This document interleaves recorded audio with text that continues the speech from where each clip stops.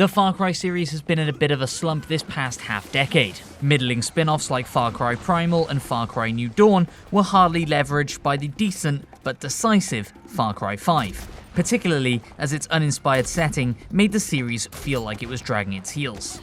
Enter Far Cry 6, which returns the series to its more exotic roots with the fictional Caribbean island of Yara.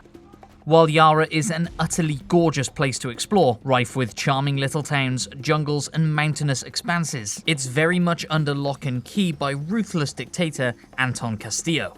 Because it just wouldn't be a Far Cry game without a comically evil head of state to overthrow, now would it? Truth or lies?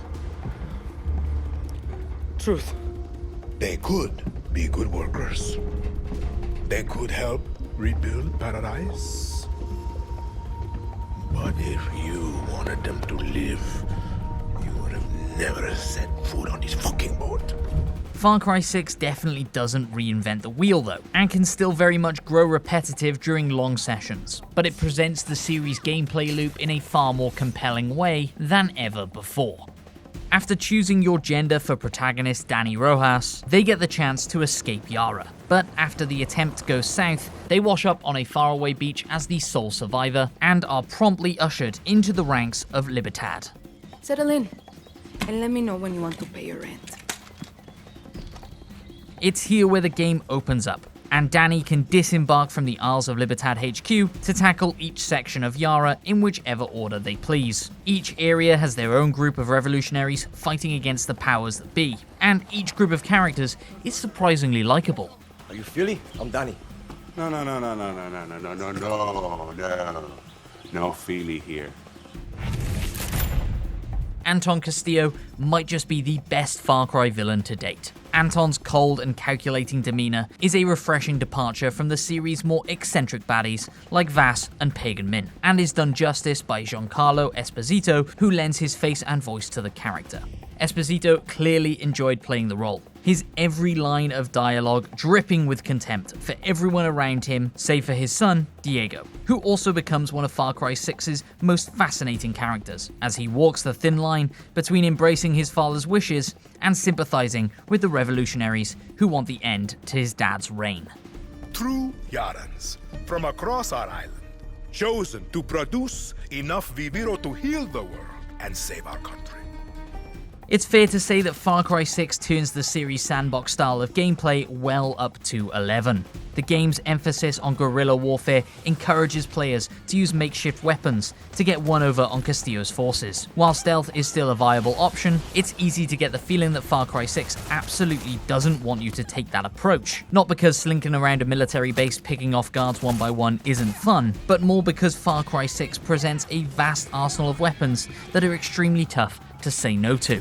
The biggest addition to combat in Far Cry 6 is the Resolver and Supremo weapons. The former are makeshift weapons thrown together with everyday objects. For example, one Resolver weapon is literally a nail gun. Another one appears to be a slot machine converted into a firework launcher, with which you can fire one at a time, or a whole stack of 9 to completely decimate vehicles, tanks, and helicopters. Sadly, these two examples are probably the best the Resolver weapon system has to offer. Others are novel, Saints Row-esque weapons that have very situational uses, but somewhat lack combat viability. More impactful to combat are the devastatingly powerful Supremos. These backpacks essentially act as Dani's ultimate ability, and recharge over time after use or by killing more enemies. Rounding out your combat options are amigos, unlockable animal friends that make a return from Far Cry 5. There are only a handful of these to obtain, and while the likes of Chorizo the sausage dog and Guapo the alligator are fun additions, they're sadly not massively helpful beyond the early game, past which Dani is packing enough heat that a comedy sidekick animal can't hope to match. Dani brings a good amount of defense to any given battle too. You can equip gear head to toe, all of which provide unique perks that help Dani get the edge in combat. You can also change the appearance of gear to your liking if you want your guerrilla warrior to look as fashionable as possible, something that's very welcome in the game's third-person segments, where you visit various guerrilla camps, or when you're using Far Cry 6's excellent photo mode. There's more to Yara than just Castillo and his forces too. The island paradise is arguably one of Ubisoft's most well-realized open worlds to date, and it really does feel like there's something new to explore around every corner. This hunger for exploration is fed by objectives like treasure hunts, returning from Far Cry 5. These act like miniature puzzles in the open world, many of which send you down some surprisingly immersive rabbit holes. While Yara is probably one of the developers' most tightly designed open worlds to date, it's still easy to succumb to a classic case of Ubisoft fatigue. Ticking off objectives across a huge map can at times grow tedious, often turning the game into something of a checkbox simulator. Far Cry 6 is a bit like fast food in that sense. It's immediately satisfying and filling in short bursts, but prolonged exposure can lead to feeling burnt out. However, regardless of how you play, Far Cry 6 certainly gives players a ton of bang for their buck.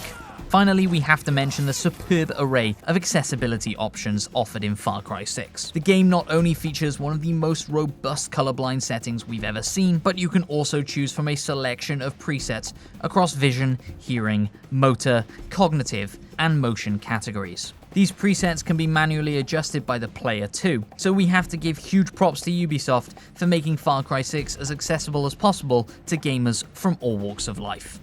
Far Cry 6 doesn't exactly reinvent the wheel for the long-running series. What it does do, however, is present Far Cry's open-world gameplay loop in a manner more fun and accessible than ever before. Side objectives are plentiful, but don't suffocate the map. Instead, you get a reasonable sense of progression as you take back territory across Yara. Leaning into the themes of revolution and guerrilla warfare perfectly suits the Far Cry series, presenting a story and cast of characters more compelling than ever seen before. This serves to make the story beats genuinely involving and surprisingly emotional. 13 years old. And Diego has such compassion for his people. These fish, we will catch and release. While the game can often lean a bit too heavily in the series trappings, it's not quite free from that tried and true Ubisoft level of repetition. When enjoyed in short bursts, Far Cry 6 is simply some of the most fun we've had with a shooter in 2021. If you're looking for a first-person adventure that could possibly last you months, you can certainly do much, much worse than Far Cry 6.